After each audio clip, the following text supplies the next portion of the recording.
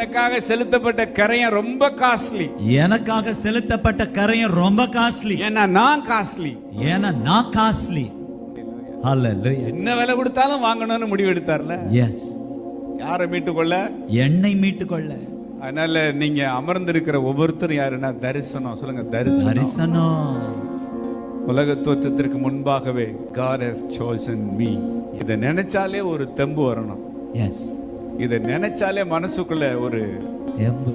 உங்க நட உட பாவனை பேச்சு எல்லாமே என்னன்னா அல்லேலூயா. ஹalleluya. ஒருத்தனுக்கு நல்ல வேலை கிடைச்சிருச்சுன்னு வச்சுக்கோங்களேன், ஒரு அரசாங்க உத்தியோகம் என்ன சிரிச்சு கிடைச்சிருச்சு, பேச்சு நடையெல்லாம் மாறுதா? மாறுது.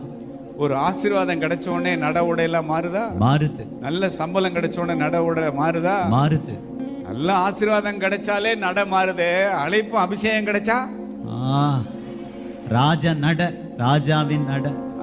அல்லேலூயா.